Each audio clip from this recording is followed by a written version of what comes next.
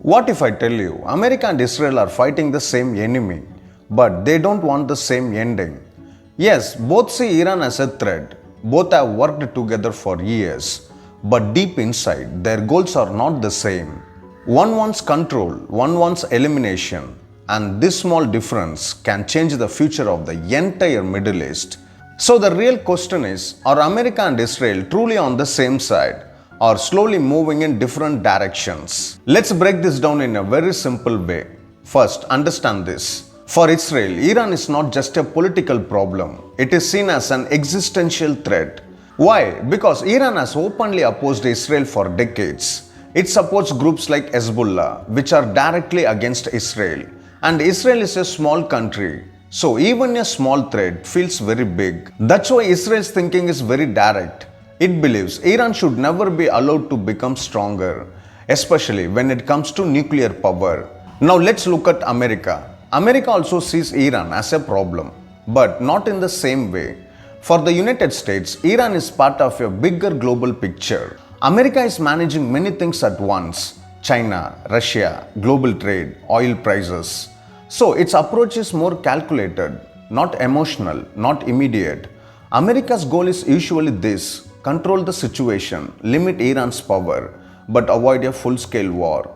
Because war in the Middle East is expensive, very expensive. In fact, the US has already spent trillions of dollars in past Middle East wars, and public support for another big war is not very strong. Now here is where the difference becomes clear. Israel thinks if Iran becomes nuclear, it is too late. So it supports strong actions, sometimes even direct strikes. But America thinks if we can delay Iran, if we can control it through sanctions, through diplomacy, then maybe war can be avoided. We saw this in 2015, the nuclear deal. America and other countries made an agreement with Iran to limit its nuclear activities. From America's view, this was a smart move, control without war. But Israel strongly opposed this deal. It believed this only gives Iran more time, more resources, more strength. And this disagreement still continues today. Now look at the present situation. Tensions are rising again. There are attacks, counter-attacks, shadow conflicts happening in the region. Israel is becoming more aggressive because it feels time is running out.